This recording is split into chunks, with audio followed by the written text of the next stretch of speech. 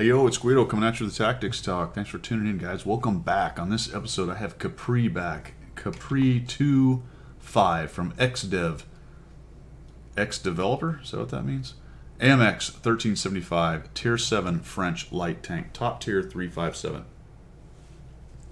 I'm showing this for a couple reasons. Number one is Kapri is definitely getting better at this game as he works through some of these videos and starts listening to you guys and me a little bit as well on how to do this better. But I'm going to let everyone in on a big secret. All right, I am going to give you one of the greatest secrets to getting better at World of Tanks. And it's not the usual stuff. It's not the stay alive. It's not husband your hit points. It's not learn all the technical things about side scraping and timing shots. It's not about positioning or repositioning. So you're thinking, well, what on earth is left? What is it? Sacrificing goats for RNG, right? No, don't do that. That's not good. What it is I've found myself saying that a lot on my videos lately. Drive light tanks. There, I told you. Drive light tanks. Learn how to play light tank. And you're probably all just cringing now going, "Dow, I hate light tanks." Well, what do light tanks teach you? Well, they teach you how to be careful because they can't take a hit. They teach you where the sneaky spots are so that you can learn how to avoid taking hits from sneaky spots. They teach you where the sight lines are for things, where you can be spotted by other scouts or mediums. They teach you how to reposition amazingly well because they're fast, because they have to. They can't hang out. A lot of times their only choice is to get out of dodge. They teach you mid and late game effectiveness. If you can last that long, that's one of the other things they teach you is how to last with a tank that doesn't have a lot of hit points or armor. But if you get good enough to start lasting, they teach you those late game maneuvers, the repositions, the late game assassination moves, the cleanup moves. I'm telling you, that is one of the biggest secrets to this game as far as learning it and how to play all the classes. The light tank will actually teach you how to play all the classes, or more specifically, I guess, make you better at playing all the classes. Even artillery, pooey. All right, I said it, even artillery.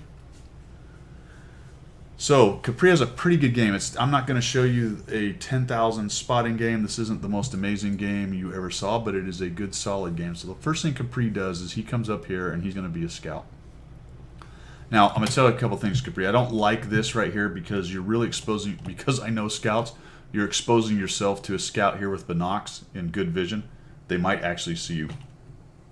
Remember, scouts carry their standard stopped or stationary camo with them when they move. So that's something very, very, very important. You can move closer to enemy tanks than you might think with a scout if you remember that you're carrying that camo. Break, that will also get you dead because you don't think you're invisible sometimes and you're not. The reason I said somebody with binocs or optics or a really good crew with extra vision, if they get into one of these bushes over here, you can be seen crossing right here. All right, enough of that. Kapri is going up into what is a decent scouting bush. If I get this aggressive, I usually go for this bush. If you can get in this bush and get hidden and not be seen, not easy, especially if somebody's trolling in this flat right here, you're kind of screwed. And if you get caught out in the open here, these guys will shred you. But I have had epic games in this silly bush right here from both sides, to be quite honest. Although from the side Kapri started on, it's better because you are going to see everyone and their mother cruising up through here. Let's see how it works out for this game. I do like this bush, Kapri, and everybody else, because I'm going to do a lot of pausing here initially, because it has a really good sight line on this bush, and with binocs, which he does not carry, and a good crew, you can actually burn through these bushes pretty well and catch scouts or mediums trying to tuck up into them that you may not actually see from back here. Also, if they start moving around down here, you might see them.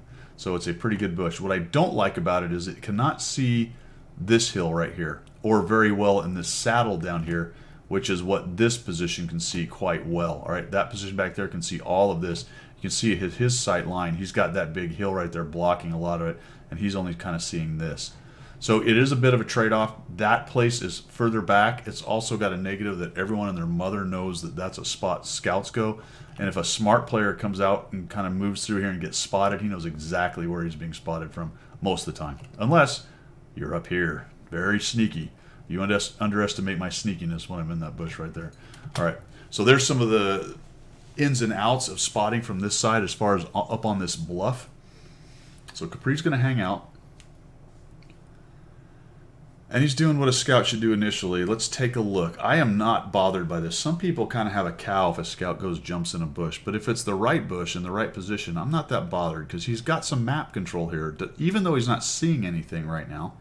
But pretty soon you'll see Kapri go, okay, well, this didn't work out. I'm not really seeing anything here. The good news for him also on this particular map, or not this map, but this match, is nothing else really has much spotting over there or much vision. So he's going to be the king dog as far as all that goes. What do they got over here? They got another scout, an LTG, so that guy will challenge him for spotting. So he's got some guys going up the hill. He's kind of hanging out right here. I would be looking around a little bit more, Kapri, instead of staring in one direction. I would be doing things like this. I'm looking for trees going down. I'm looking for buildings breaking. I'm looking for any kind of telltale sign. Sometimes you might even see an RD tracer go out if you're looking carefully enough. So I'm just sort of doing this instead of just staring in one spot. And okay, you got there, not much going on, and I can see you thinking about it. All right, let's see if we can get a little closer and get some spotting. So you got two choices now. You can surf this ridge by kind of cruising around in here. It's better from the other side. This side is very exposed to shots from here. The other side is somewhat exposed to shots from here, but not nearly as bad as the one that Kapri's on. But Kapri's actually going to go use this bush, which is one of my favorite spots, and I'm going to talk a little bit about that when he gets into it. So he sneaks in there, doesn't get spotted, and he's kind of half hanging out. I would have tucked in as much as I could. In fact, I'd have turned my hole sideways, and you can actually, I'll look from the top, you can actually get this tank more or less completely in this bush if you turn sideways, and that's going to stop some of your spotting points from being seen by guys hanging out over the edge over here, which will become a problem and can be a problem, especially if you have a scout. But here's exactly why you're in this bush right here. Poor KV1S has decided to climb the hill. Probably doesn't have sixth sense. If he does, it's just gone off, and it doesn't matter now because the sixth sense of being blown to pieces has just gone off. So he's gamely trucking on. I will get up the hill, no problem. And oh man, and that was just one tank. It is fun in scouts doing passive scouting like that to watch 4 or 5 tanks in sequence all get massacred from a sniper line when you get into a position like that. I'll be honest, that's one of the most fun things in this game to me is being able to spot for 2,000 damage in the first minute or two, and a third to a fifth of the enemy team or a fifth to a third of the enemy team is gone. I would be careful about just backing out into the open. This is a little bit hesitant to me. There's good news. The LTG is dead. So hopefully you've noted that. That means you're now the king of spotting. And you're stuck out a little bit. So this is why I talk a little bit about how you're kind of getting into bushes. Somebody, if you look at this, somebody kind of right here is going to get a spot on you. All right, so you're not in that bush as well as you should be. At least go straight in, if not tuck in, like I said, from the top view, tuck in long ways with the bush. And these are the dudes that you're worried about, because if they get over on the edge, it is very possible that they'll see you hanging down there. And many a scout has died down in this flat area because somebody got up on the edge over there. Again, tucked up a little bit. I'd be watching this, man. In fact, I'd also be zooming in and see if I potentially had a shot. One thing you're looking for with a scout, we'll get this going again, is critical kills on guys that are one-shots where you can sneak a shot into them. All right, if things are all copacetic and you're just racking up spotting damage, and that's a great spot to be, don't shoot, okay, because that's going to reduce your camo and you're going to get spotted. That's not what you want to do. You don't want to stop a bunch of spotting damage from happening just because you got greedy and wanted to shoot one near dead. However, later in the game or in critical phases of the game or in flanks where maybe you can actually clean the flank out by making the kill, if you think you can get that shot off and get hidden or scamper away, go ahead and do it. Don't be afraid of that.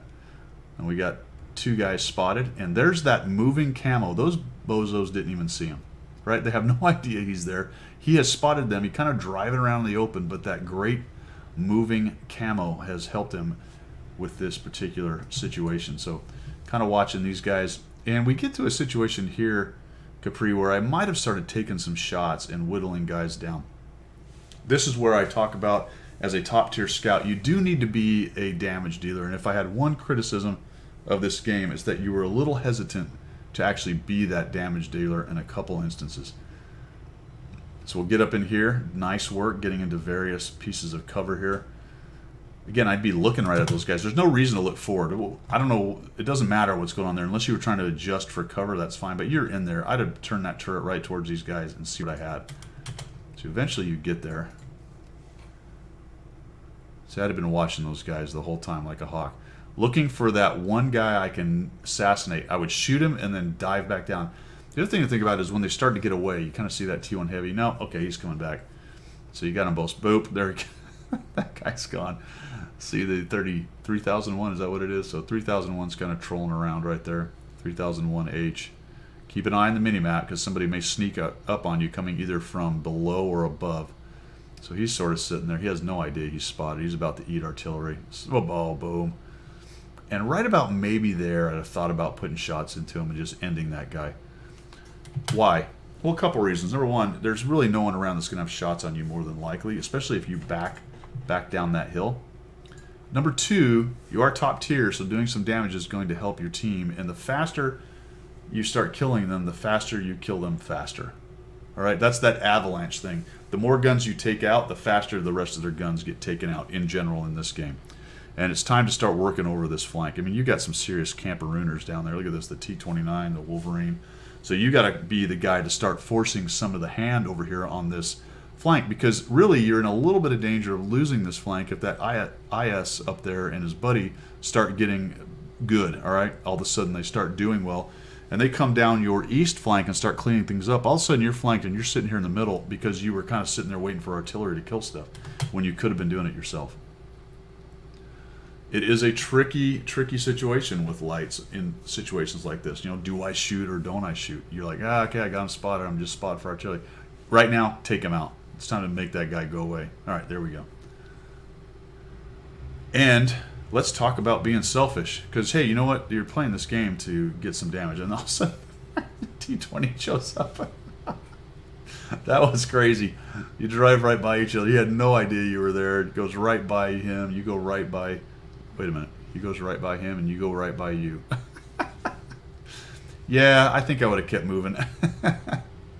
There's a 3485M up there, so just disappear into these trees and make his shots more difficult. And now it is time to hunt the arty. This is the time in the show where we dance. What was that SNL skit? All right. M44s deserve to die. They're a horrible, disgusting, terrible tank. There we go. Down he goes. And did you get splashed by your own guy? No, the other 44 hit you maybe. That's hard to tell. All right, or maybe he shot you. I can't tell. Sort of goofing around in here. I would have forced a reload. The other artillery shoots. Hey, look, here's the thing. I want everybody put in their kit bag. That directional arrow told me that guy shot from there. As soon as he fired, I'd have turned right into him and looked to get him out before he reloads. This is a dangerous spot, though. There's a Wolverine over there. You've got an IS up above you, probably charging down the hill to get you. And there's still two artillery, and really you're letting that one artillery reload at this point. There's the IS, so he's within draw distance. That's not very good. There you go. Somebody's shooting at you. I don't know if you have like a sixth sense. I don't think you actually have sixth sense, but somehow you knew an arty was there. I'm not really sure how you did that. Maybe you were trying to cover up from the Wolverine and the M4. That was crazy. But you ducked down there, figuring you were spotted, and then the artillery takes out. So nice patience right there, taking out that dude. And this IS is still a problem. I mean, he could turn this thing still. It's not looking likely, but he's still got a good gun. Thing is, he hasn't really proven himself to be a terribly good player as far as what he's done. So we're going to move up here. You should have reloaded. I'd have definitely reloaded. Hung out in those bushes and reload. I'm going to push up and look for this IS. See, you only got 2 shots. That's really a mistake right there. Unfortunately, you're a 1-shot to that IS. There we go. Find this guy. And now we're going to back up. and the IS takes you down. So that's an interesting one. I didn't talk there until you got shot. I talked earlier about when you wanted to take a shot. That may have been a time when you didn't want to. You knew the IS was close, and you were probably going to be spotted when you shot the 30-45. If you're going to do it and use movement to try to save yourself, I would not have gone backwards.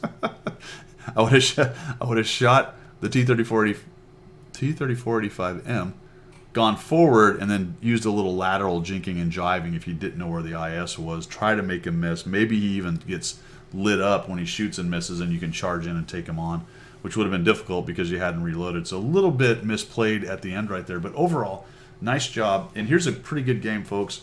Only 155 damage. I think he really left quite a few shots on the table. He could have easily been around 500, I'd say, if he shot in a couple instances, but still 2,424 spotting and being a kind of patient scout tank. All right, so nice job, man. I appreciate you sending that in there, Kapri. Good job with that. And I'll say again what I said at the beginning of it. One of the secrets to getting better at this whole game is playing and learning to play lights competently. If you get some lights and you learn how to play them competently, I guarantee you will be a better player at this game, even as painful as that might be when you start with it.